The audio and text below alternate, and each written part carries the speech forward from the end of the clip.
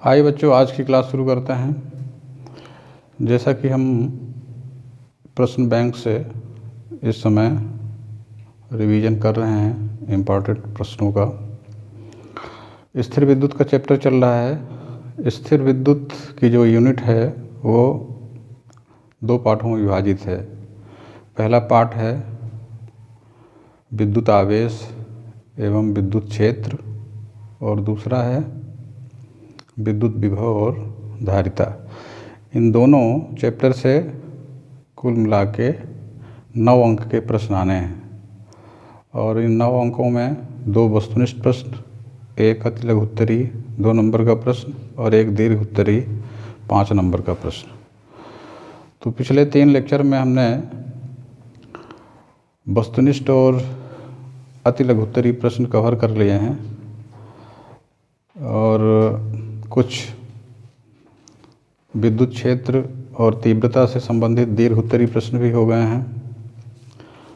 विद्युत विभव और धारिता से संबंधित 2-3 बहुत ही महत्वपूर्ण प्रश्न बचे हुए हैं। आज उनको कवर करने की कोशिश करते हैं। इसमें सबसे एक इम्पॉर्टेंट प्रश्न आता है, 2 आवेशित चालकों को जब हम जोड़ते हैं या संयोजित करते हैं तो उनके विभव में क्या परिवर्तन आता है, उनकी ऊर्जा में क्या परिवर्तन आता है और आवेशों का पुनर्वितरण किस तरह से होता है। इसमें एक्चुअली 3 प्रश्न बन सकते हैं, लेकिन इसमें पूरा एक साथ नहीं आता है। इसमें जब आएगा तो या तो ऊर्जा ह्रास पूछेगा या आवेशों का पुनर्वितरण पूछेगा। लेकिन इसको आप 3 पार्ट में अगर समझेंगे, क्वेश्चन जैसा भी आए उस हिसाब से आपको उत्तर देना है, लेकिन समझना इसको कैसे है, 3 पार्ट में इसको समझना है। देखिए चित्र में आपको जो पहला चित्र दिख रहा है, इसमें 2 अलग अलग चालक हैं। एक ए चालक है, एक बी चालक है। ये सुविधा के लिए गोलाकार चालक दिखाया गया है, तो इससे कोई फ़र्क नहीं पड़ता। चालक तो किसी भी आकार का हो सकता है, चित्र की सुगमता के लिए ऐसा लिया गया है। तो ए चालक हो गया जिसको Q1 आवेश दिया गया है, जिसके कारण इसका विभव V1 हो गया है और इसकी धारिता C1 है। दूसरा चालक B है जिसको Q2 आवेश दिया गया है और इसका अपना स्वतंत्र विभव V2 है और इसकी धारिता C2 है। ये पहली सिचुएशन हो गई। दूसरी सिचुएशन में यहाँ संयोजित लिखा हुआ है। संयोजित का मतलब हुआ दोनों को हमने जोड़ दिया। तो जब दोनों को हम जोड़ेंगे तो जैसा कि 2 आवेशित चालकों को जोड़ने पर अधिक विभव से कम विभव की तरफ आवेश का प्रवाह होता है और ये आवेश का प्रवाह तब तक होता है जब तक कि दोनों का विभव समान नहीं हो जाता। ये उस तरह की स्थिति है कि जैसे 2 अलग अलग पात्र में पानी भरा हुआ है और उनको हम किसी नली से जोड़ दें तो अधिक ऊंचाई वाले बर्तन से कम ऊंचाई वाले, यानी जिसमें कम ऊंचाई तक पानी है, उसमें पानी जाएगा और तब तक जाएगा जब तक कि पानी का लेवल दोनों बर्तनों में बराबर ना हो जाए। तो उसी तरह से आवेश का प्रवाह भी होता है उच्च विभव से निम्न विभव की ओर। तो इसमें V1 V2 में कोई भी अधिक कोई भी कम हो सकता है, इससे हमें मतलब नहीं है। लेकिन आवेश एक से दूसरे में जाएगा, तो जब एक से दूसरे में आवेश जाएगा तो इसमें जो आवेश का मान है वो परिवर्तित हो जाएगा। यानी Q1 Q2 जो पहले आवेश था, अब यहाँ देखिए Q1 डैश इसमें हो गया, इसमें Q2 डैश हो गया और दोनों चूँकि संयोजित हो गए इसलिए दोनों का विभव एक हो जाएगा। मान लेते हैं विभव V हो गया और धारिता तो दोनों की एक ही है, मतलब दोनों की धारिता वही रहेगी। कहने का मतलब C1 C2 अलग अलग इनकी धारिता है, लेकिन जब इनको हम जोड़ देंगे तो ये एक चालक की तरह हो जाएंगे, तो इनकी कुल धारिता C1 + C2 हो जाएगी। तो ये इतना समझना है, आपको लिखना नहीं है इतना, लेकिन इतना समझ में आना चाहिए, तब आगे समझ में आएगा। अब इसमें पहली चीज़ जो हम निकालते हैं वो है निष्ठ विभव, यानी जोड़ने के बाद विभव कितना हो जाएगा।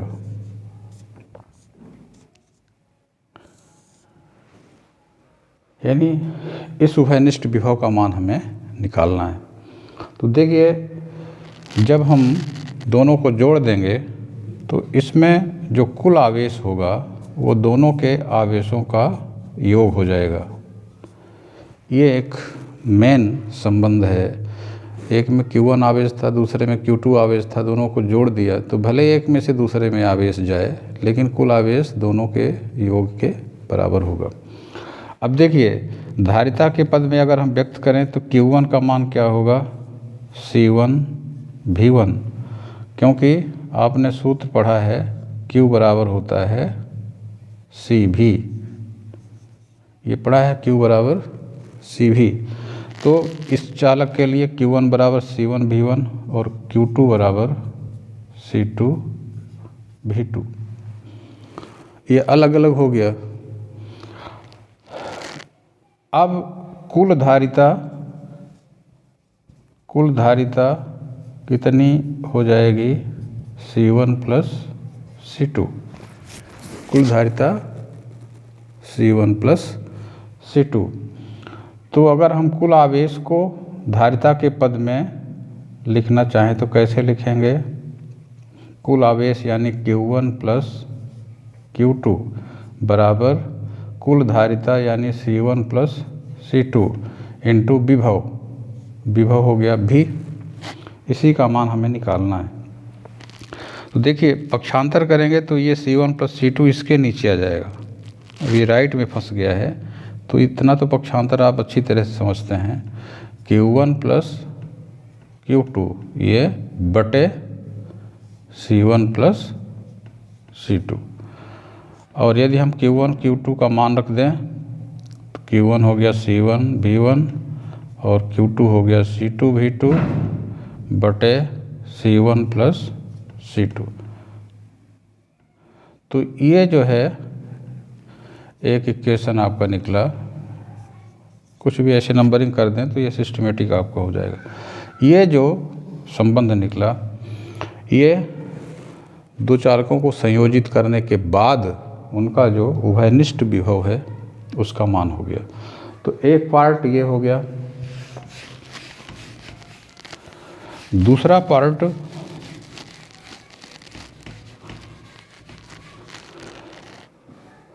ऊर्जा में हानि संयोजन के पश्चात, संयोजन में जो ऊर्जा हानि होती है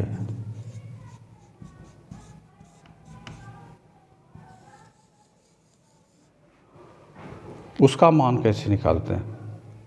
दो आवेशी चालकों की जो पृथक पृथक ऊर्जा होगी उनको जोड़ेंगे तो कुल ऊर्जा होगी वो संयोजन की पूर्व की ऊर्जा, और जब जोड़ देंगे तो उस स्थिति में चूंकि एक चालक जैसा हो गया वो जोड़ने के बाद, उसकी जो ऊर्जा कुल होगी, तो जोड़ने के बाद जो ऊर्जा आएगी उसका मान कम आता है। अभी प्रूफ करेंगे। पहले हम संयोजन के पूर्व थोड़ा सा ढंग से समझेंगे तो बहुत सरल लगेगा, यद्यपि है लंबा थोड़ा सा लेकिन कठिन नहीं है। संयोजन के पूर्व जो विद्युत ऊर्जा होगी इन चालकों में, उसको अगर हम U मान लेते हैं तो अलग अलग ऊर्जा का सूत्र क्या होता है, याद होगा, U बराबर होता है हाफ CV²। C और V के पद में ऊर्जा का मान क्या होता है, हाफ CV²। तो पहले चालक की ऊर्जा क्या होगी, हाफ C1 V1², और दूसरे की क्या होगी, हाफ C2 V2²। ये जब चालक पृथक पृथक हैं यानी संयोजन के पूर्व कुल ऊर्जा का मान इतना हो जाएगा। अब देखिए, संयोजन के बाद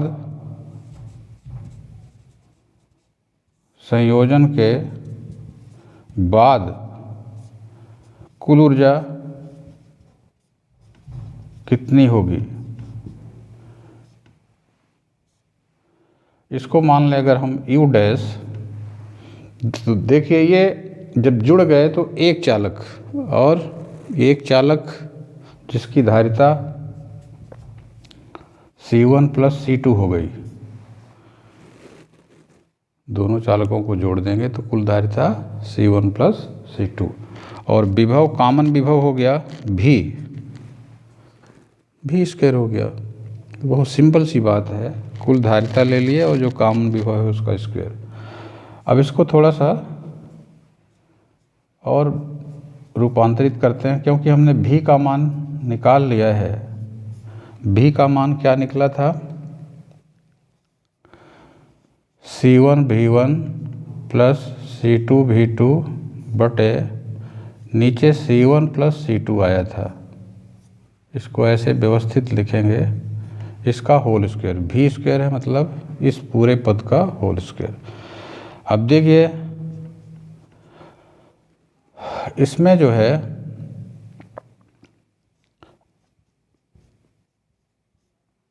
अंश का वर्ग अलग होगा और हर का वर्ग अलग होगा, यानी नीचे आपका C1 प्लस C2 का होल स्क्वायर। थोड़ा सा विस्तार कर देंगे तो और अच्छे से समझ में आएगा। अब देखिए यहाँ C1 प्लस C2 का होल स्क्वायर है, यहाँ C1 प्लस C2, तो एक कट जाएगा ना, तो बचेगा क्या? हाफ यहाँ C1 V1 plus C2 V2 का होल स्क्वायर और नीचे C1 प्लस C2, ये बच जाएगा। तो ये आपका हो गया U डैश। अब देखिए U आपका ये है संयोजन के पूर्व की कुल ऊर्जा और ये संयोजन के बाद की कुल ऊर्जा। नंबरिंग कर दें तो और बढ़िया रहेगा।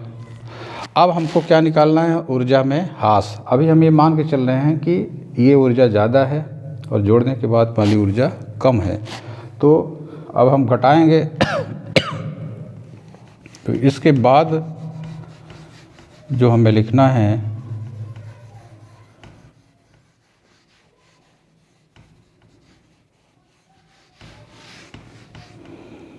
हमको निकालना है U माइनस U डैश। इसी को हम कहते हैं डेल U, यानी ऊर्जा में कमी। तो इसमें U का मान क्या है? Half C1 V1 square plus half C2 V2 square. इसमें हमको क्या घटाना है? माइनस ये, यानी हाफ ये C1 V1 plus C2 V2 का होल स्क्वायर बटे C1 प्लस C2। ये अब इसका काम नहीं है, इसका भी काम नहीं। अब इसको सरल करना है, तो देखिए इसको सरल करने का बड़ा अच्छा तरीका है। हाफ हाफ कॉमन ले लेते हैं, हाफ दोनों में है तो कॉमन हो गया। अब इसमें C1 V1 square plus C2 V2 square minus, इसको आप खोल दीजिए तो C1 स्क्वायर V1 स्क्वायर। देखिए ये A प्लस B का होल स्क्वायर वाला सूत्र लगेगा, A प्लस B का होल स्क्वायर। तो A वर्ग धन 2AB धन B वर्ग ऐसा होता है ना, तो A वर्ग हो गया, फिर 2AB यानी 2 और इन दोनों का गुणा। तो इसको ऐसा लिखिए C1 C2 लिख दीजिए, V1 V2 लिख दीजिए, तो व्यवस्थित हो जाएगा। प्लस B स्क्वायर यानी दूसरी संख्या का वर्ग, तो इसका वर्ग करेंगे तो C2 स्क्वायर V2 स्क्वायर, ये हो गया। और नीचे C1 प्लस C2 है, ये एक स्टेप ये हो गया। नेक्स्ट अब देखिए इसमें ये लघुत्तम हो जाएगा, क्या? C1 प्लस C2, ये लघुत्तम हो गया, इसमें तो है नहीं, तो इसका गुणा होगा इसमें पूरे में। तो C1 का गुणा कर दें, फिर C2 का गुणा कर दें, तो C1 का करेंगे तो C1 स्क्वायर V1 स्क्वायर, ये हो गया C1 का गुणा इसमें, फिर इसमें C1 C2 V2 square, C1 का हो गया, फिर C2 का करिए तो प्लस इसमें कर रहे हैं ना C2 का, तो C1 C2 V1 square, C1 C2 V1 square, फिर इसमें होगा तो C2 स्क्वायर V2 स्क्वायर। देखिए C2 का इसमें गुणा होगा तो C2 स्क्वायर V2 स्क्वायर तो पहले से है, ये हो जाएगा। और फिर ये माइनस का गुणा इसमें होगा तो तीनों के चिन्ह बदल जाएंगे, यानी minus C1 square V1 square minus 2C1 C2 V1 V2, ठीक है, और minus C2 square V2 square. ये थोड़ा सा लंबा होगा, लेकिन इसके बाद फिर ये कटना शुरू हो जाएगा। ये देखिए दोनों कट जाएंगे, ये प्लस में है ये माइनस में, और C2 स्क्वायर V2 स्क्वायर ये और ये कट, तो बचेगा क्या, यहाँ लिखते हैं, ये डेल यू आपका हो जाएगा हाफ। अब देखिए ये पद बचा, ये पद बचा और ये बचा। इन तीनों में आप ध्यान से देखिए तो C1 C2 इसमें भी है, C1 C2 इसमें भी है, C1 C2 इसमें भी है, तो C1 C2 कॉमन अगर ले लें तो बचेगा क्या, इसमें V2 स्क्वायर,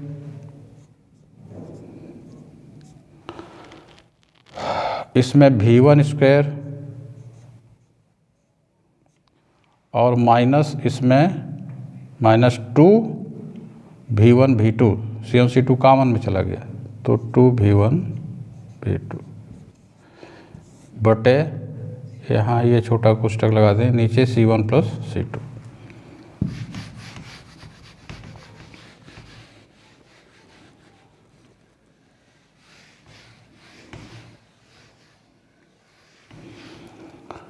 अब इसको थोड़ा व्यवस्थित करके लिखते हैं, ये C1 C2 बटे C1 प्लस C2, ये हो गया। अब देखिए यहाँ पर ये जो है V2 square plus V1 square minus 2 V1 V2, ये देखिए इसको आप A स्क्वायर ऋण 2AB धन B स्क्वायर उस वाले सूत्र में फंस रहा है। यदि आप V1 को A मान लें, V2 को B मान लें, तो A वर्ग ऋण 2AB धन B वर्ग बराबर क्या होता है, A माइनस B का होल स्क्वायर। तो इसकी जगह आप क्या लिख सकते हैं, V1 माइनस V2 का होल स्क्वायर, या V2 माइनस V1 का होल स्क्वायर भी लिख सकते हैं। चाहे V1 माइनस V2 का होल स्क्वायर लिख दें, चाहे V2 माइनस V1 का होल स्क्वायर लिख दें, दोनों सही। तो ये आपका U माइनस U डैश का मान आया है। अब देखिए ये जो मान आया है ये एक धनात्मक राशि है, क्योंकि ये एक वर्ग पद है। V1 माइनस V2 चाहे धन निकले चाहे ऋण, लेकिन वर्ग करेंगे तो निश्चित है कि धनात्मक संख्या प्राप्त होगी, और ये धनात्मक ही है क्योंकि धारिताएं कभी ऋणात्मक हो नहीं सकती। इसका मतलब ये निश्चित रूप से ये पूरी राशि धनात्मक राशि है, यानी U में U डैश घटाते हैं, U में हम U डैश घटाते हैं तो एक पॉजिटिव संख्या मिलती है,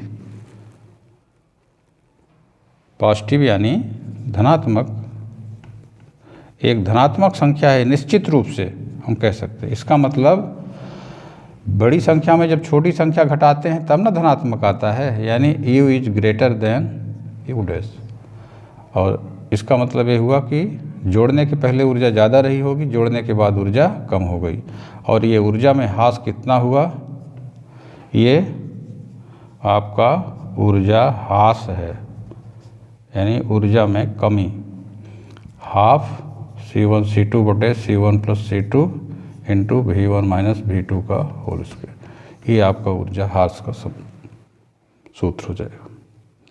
तो इतना करना पड़ेगा अगर ऊर्जा ह्रास पूछता है तो। और एक तीसरी चीज़ भी पूछता है जो बहुत सरल है, अलग क्वेश्चन बना के दिया है इसमें प्रश्न बैंक में, उसको भी यहीं पे समझ लें। तीसरी चीज़ क्या है, इसको हम कहते हैं आवेशों का पुनर्वितरण।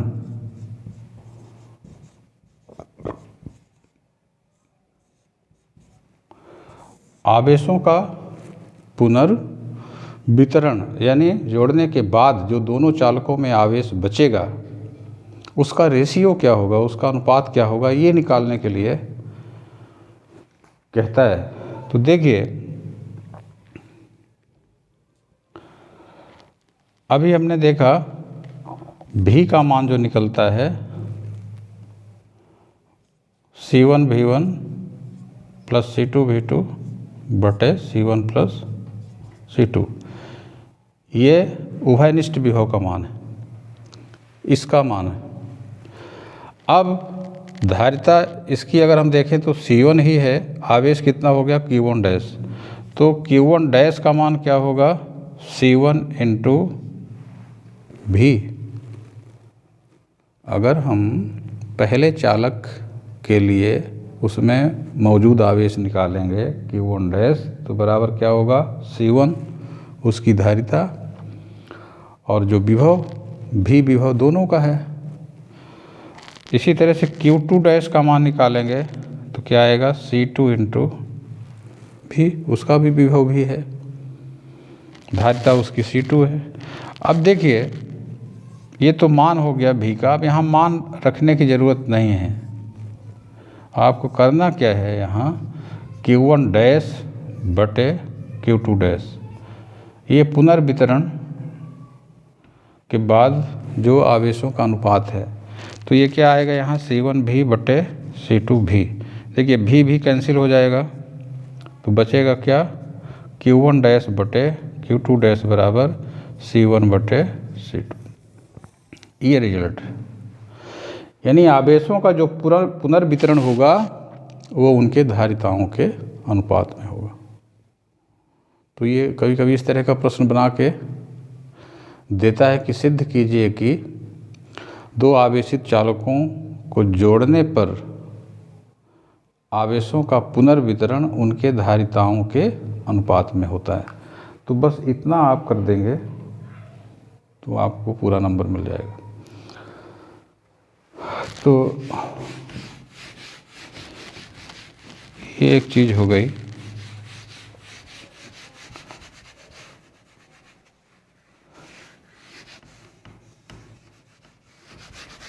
इसके बाद नेक्स्ट एक इम्पॉर्टेंट क्वेश्चन है, समानांतर प्लेट संधारित्र पर आधारित प्रश्न है। किसी ऐसे समानांतर प्लेट संधारित्र की धारिता के लिए सूत्र ज्ञात कीजिए जिसकी प्लेटों के बीच आंशिक रूप से पराविद्युत माध्यम तथा आंशिक रूप से वायु है। तो ये जो दूसरा प्रश्न मान लेते हैं,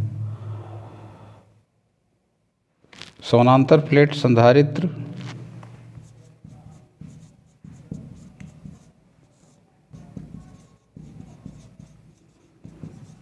की धारिता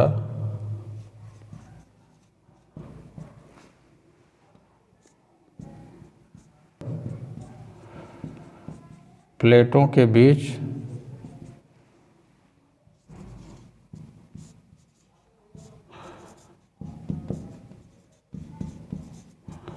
आंशिक रूप से पराविद्युतीय पदार्थ है। आंशिक रूप से यानी पूरे में नहीं, कुछ में वायु है कुछ में पराविद्युतीय पदार्थ है।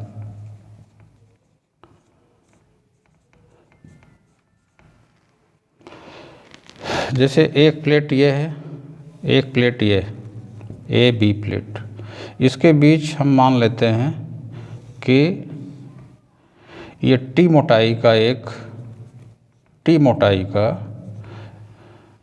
के पराविद्युतीय पदार्थ वाला माध्यम है और शेष जो भाग बचा उसमें वायु है।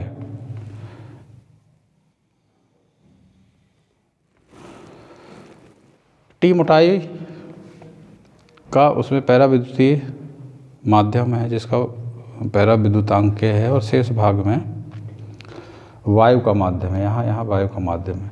अब देखिए जब हम इसको आवेश देंगे तो ये आवेश फैल जाएगा, जिसको हम अर्थ करके नष्ट कर देते हैं। इस तरह से सामान्य चित्र आप बना सकते हैं संधारित्र में जिस तरह बनाते हैं।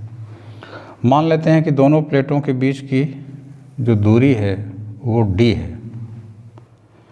दोनों प्लेटों के बीच की दूरी कितनी है? d है। तो T मोटाई के पैराविद्युतीय पदार्थ की हो गई, तो शेष कितना बचा? d माइनस टी, यानी वायु कितने भाग में है? d माइनस टी भाग। चलिए अब हमको निकालनी है इस संधारित्र की धारिता। बिल्कुल ध्यान से समझिएगा तो बहुत सरल लगेगा। देखिए कल हमने एक चीज़ बताई थी कि अगर एक समान आवेशित चादर है तो इसके पास कितना होता है विद्युतीय क्षेत्र? याद है? सिग्मा अपान 2 एप्सिलॉन 0। इसमें एक केस और है जिसको नहीं बताया गया था, इसको हम चूँकि यहाँ ज़रूरत पड़ेगी। मान लीजिए दो इस तरह की प्लेट है,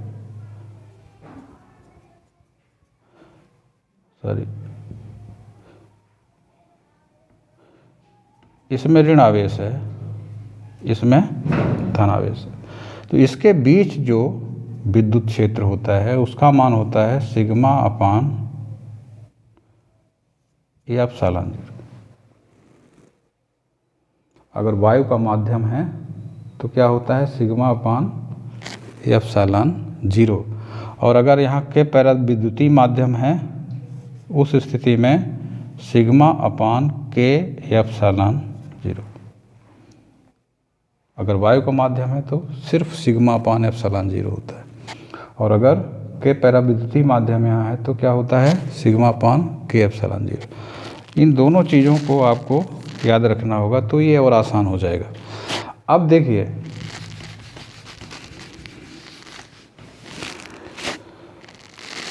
यानी यहाँ पर जो विद्युत क्षेत्र होगा कितना होगा? सिग्मा अपान के एप्सिलॉन 0।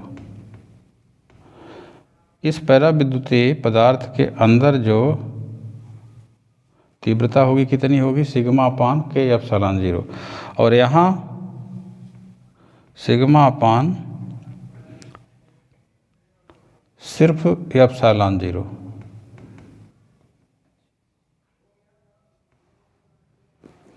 जब दो प्लेट रहती हैं यहाँ 2 नहीं आता है, सिर्फ जो है एप्सिलॉन 0 आएगा वायु निर्वात के लिए, या के माध्यम के लिए के एप्सिलॉन 0 आएगा।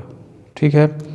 अब देखिए धारिता निकालने के लिए हमको क्या चाहिए? आवेश बटे विभवांतर। आवेश बटे विभवांतर। इन दोनों प्लेटों के बीच का अगर विभवांतर हमें मिल जाए, दोनों प्लेटों के बीच का विभवांतर मिल जाए, और इसमें जो आवेश है वो तो हम अनुपात निकाल के संधारित्र की धारिता निकाल लेंगे। अब देखिए मान लेते हैं हम इसको Q आवेश देते हैं, और ये जो हमारी प्लेट है, देखिए यहाँ आप शार्ट में लिख भी दें तो समझ में आएगा। आवेश हम कितना दे रहे हैं? Q, और क्षेत्रफल कितना है प्लेट का? मान लेते हैं A। तो सिग्मा का मान क्या होगा? Q upon A। ये बात समझ में आ गई। अब देखिए विभवांतर किसे कहते हैं? एक बिंदु से दूसरे बिंदु तक एकांक धन आवेश को ले जाने में किया गया कार्य। एक बिंदु से दूसरे बिंदु तक एकांक धन आवेश को ले जाने में जितना कार्य होता है उसी को हम विभवांतर कहते हैं। यानी यहाँ से हमें एकांक आवेश को यहाँ तक लाना है। तो जब हम एकांक आवेश को लाएंगे तो T दूरी हमें के माध्यम से गुजरना पड़ेगा, और D माइनस T दूरी ये और ये कितना होगा, d माइनस टी, हवा में गुजरना पड़ेगा। यानी t दूरी हमें इस तीव्रता से या इस तीव्रता के विरुद्ध कार्य करना पड़ेगा और d माइनस टी दूरी तक हमें इस तीव्रता के विरुद्ध कार्य करना पड़ेगा। तो कार्य कैसे निकालते हैं? कार्य बल गुणे विस्थापन, तीव्रता जो है बल है जिसके विरुद्ध हमें कार्य करना है। तो विभवांतर को अच्छी तरह समझ लेंगे तो बहुत सरल हो जाएगा। तो देखिए विभवांतर भी बराबर होगा, अगर वायु के माध्यम में हम d माइनस टी दूरी तय कर रहे हैं तो इसको हम E0 लिखें, d माइनस टी। देखिए ये बल जैसा है और ये विस्थापन है। वायु में हम कितना चलेंगे, ये t को अलग कर दीजिए तो शेष बचेगा d माइनस टी। समझ में आ रहा है ना? t जो है के परावैद्युतीय माध्यम में चलेंगे तो शेष कितना बचेगा, d माइनस टी। तो हवा में चलेंगे तो हवा में हम E0 लेंगे, बल गुणे विस्थापन है सीधा सीधा और कुछ नहीं, प्लस जब हम इस तीव्रता से गुजरेंगे तो हमें t दूरी तय करनी होगी तो गुणे t कर देंगे। तो यही आपका विभवांतर हो जाएगा। अब E0 का मान कितना है, सिग्मा अपान एप्सिलॉन 0 d माइनस टी और प्लस सिग्मा अपान के एप्सिलॉन 0 इसका मान है इंटू टी। ऐसे ही इस स्टाइल में करेंगे बढ़िया रहेगा। अब देखिए सिग्मा अपान एप्सिलॉन 0 ये कॉमन है तो बचेगा क्या, d माइनस टी, सिग्मा अपान एप्सिलॉन 0 कॉमन हो गया तो बचा इसमें प्लस टी अपान के। या इसको हम ऐसा भी लिखते हैं, सिग्मा अपान epsilon 0 d minus T common ले लें, दोनों में t कॉमन ले रहे हैं, माइनस टी तो यहाँ 1 बचेगा, यहाँ माइनस 1 बटे के। ये आपका विभवांतर हो गया। आवेश Q दिए हैं तो अब हम धारिता निकाल सकते हैं।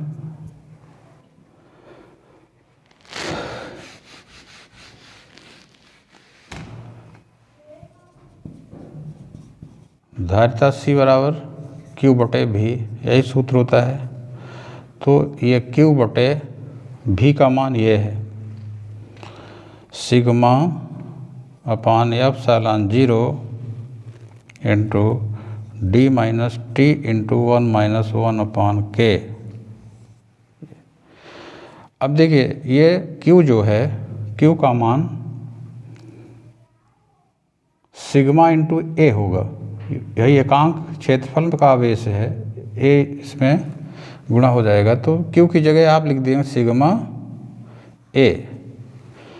दो तरह से यहाँ पर कर सकते हैं, या तो सिग्मा की जगह आप Q बटे ए रख दें या Q की जगह सिग्मा ए रख दें।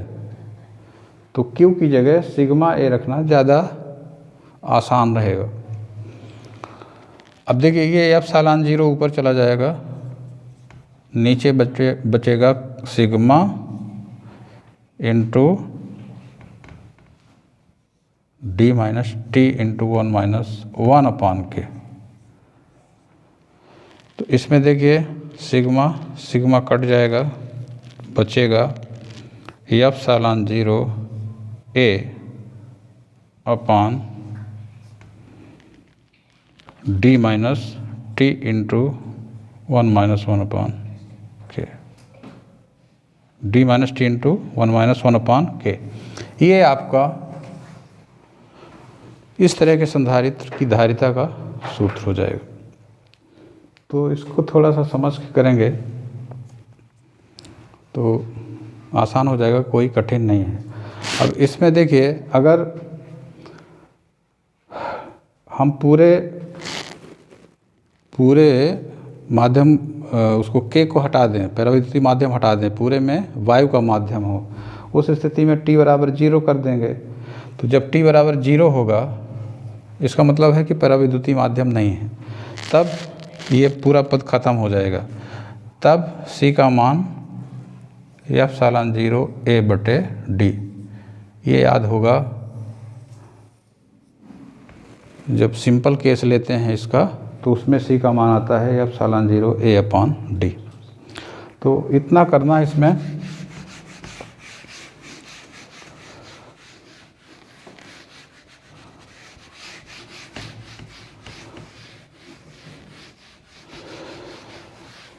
इसके बाद दो और इसमें प्रश्न दिए हैं संधारित्रों के संयोजन से संबंधित। एक समानांतर क्रम संयोजन है और दूसरा श्रेणी क्रम संयोजन है। तो कभी कभी यही पूछ देता है सरल क्वेश्चन, तो इसको देख लेते हैं। संधारित्रों का संयोजन। संधारित्रों का संयोजन दो तरह से हो सकता है।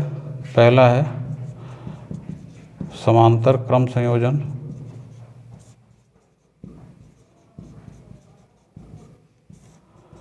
समानांतर क्रम संयोजन में क्या करते हैं, जैसे हम 3 संधारित्र लेते हैं, तीनों को हम इस तरह से जोड़ते हैं कि सबके जो प्रथम प्लेट हैं एक बिंदु पर और दूसरी प्लेट दूसरे बिंदु पर। ए और बी के बीच 3 संधारित्र जोड़े हैं जिनकी धारिताएं C1, C2, C3। अब देखिए कोई भी आवेश जब हम ए से देंगे तो ये पहली प्लेट सबकी धन आवेश से आवेशित हो जाएगी और दूसरी प्लेट का आंतरिक भाग ऋण से और बाहरी भाग धन से होगा। यहाँ हम इसको अर्थ कर देते हैं, तो ये जो बाहरी पृष्ठ पर धन आवेश होगा वो जमीन में चला जाएगा। अब देखिए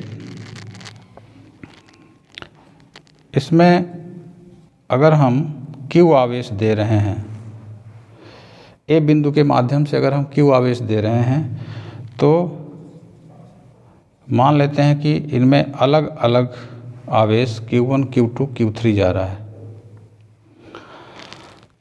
पहली बात। दूसरी बात, ये एक ही बिंदुओं से जुड़े हुए हैं, इसलिए इनका विभव या प्लेटों के बीच का विभवांतर एक समान होगा।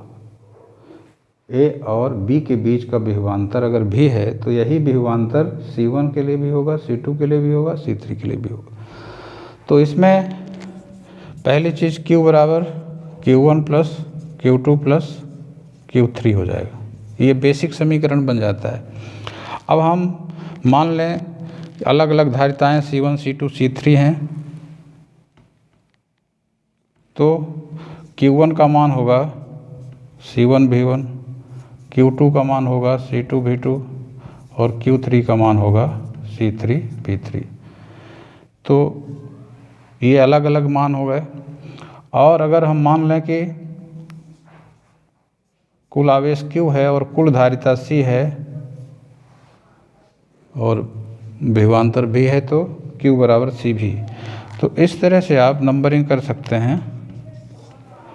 ये बेसिक समीकरण नंबर 1, ये तीनों को आप एक नंबर दे दीजिए 2, इसको Q बराबर CV। अब यहाँ मान रख दीजिए, तो 1, 2, 3 से CV बराबर C1V प्लस C2V। अब यहाँ पर ये गलती हो गई, यहाँ सबका विभव एक ही है, इसलिए हमें V1, V2, V3 नहीं लिखना है, यहाँ सब में क्या लिखना है, V लिखना है। तो C1 भी, C2 भी और C3 भी। अब भी कॉमन ले लेंगे तो क्या बचेगा, C1 plus C2 plus C3, और भी को निरस्त कर दीजिए दोनों पक्ष से, तो C बराबर हो जाएगा C1 plus C2 plus C3। इस तरह से समानांतर क्रम में जो परिणामी धारिता होती है वो सभी धारिताओं के सीधे योग के बराबर। तो ये सिंपल क्वेश्चन है, ये शायद सबसे बनता भी होगा। दूसरा जो संयोजन होता है उसको हम श्रेणी क्रम संयोजन कहते हैं।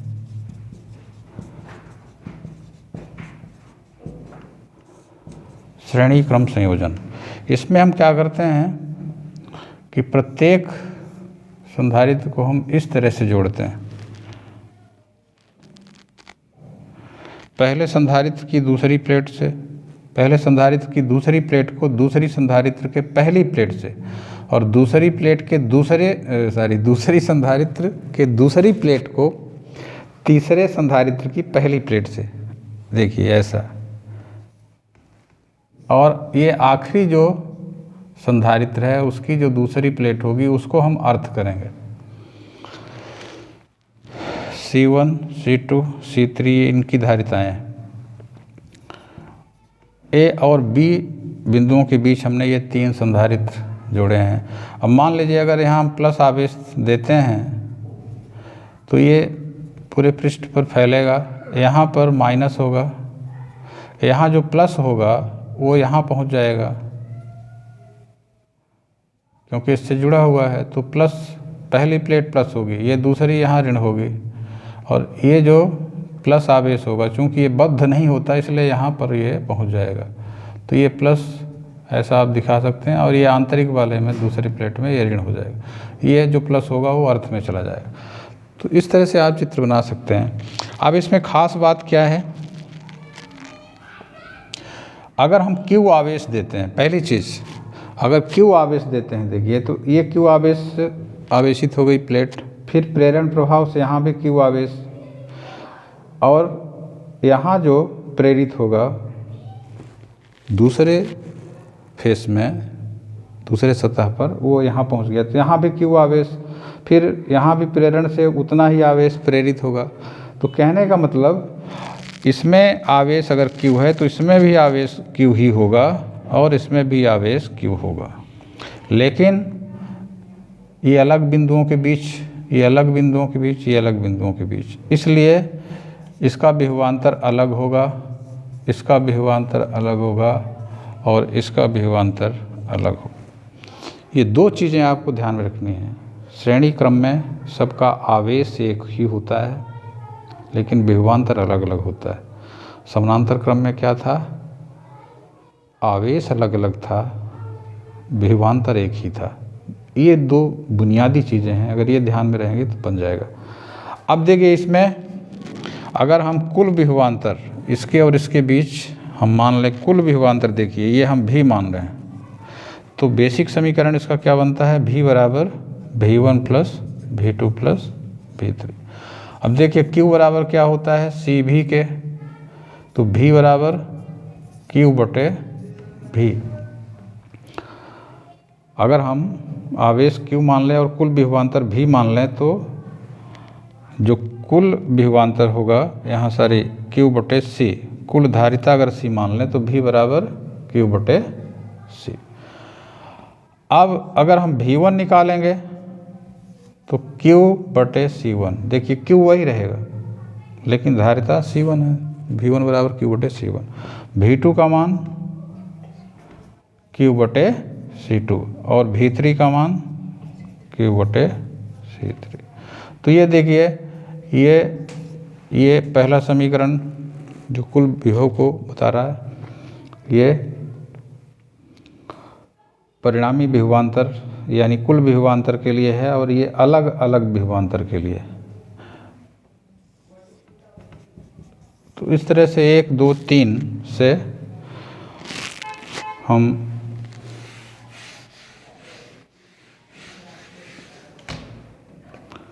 मान रखेंगे तो V की जगह Q बटे C, V1 की जगह Q बटे C1, V2 की जगह Q बटे C2 और V3 की जगह Q बटे C3। अब इसमें देखिए Q बटे C, इसमें Q कॉमन आता है तो 1 बटे C1 प्लस 1 बटे C2 प्लस 1 बटे C3। अब इसमें Q कट जाता है, जैसे उसमें भी कटता था इसमें Q कट जाता है, तो 1 बटे C बराबर 1 बटे C1 प्लस 1 बटे C2 प्लस 1 बटे C3। तो इस तरह से ये परिणामी धारिता का सूत्र हो गया, यानी परिणामी धारिता का व्युत्क्रम 1 बटे C हो रहा है, यानी परिणामी धारिता का व्युत्क्रम अलग अलग धारिताओं के व्युत्क्रम के योग के बराबर होता है। परिणामी धारिता का व्युत्क्रम अलग अलग धारिताओं के व्युत्क्रम के योग के बराबर होता है। तो इस तरह से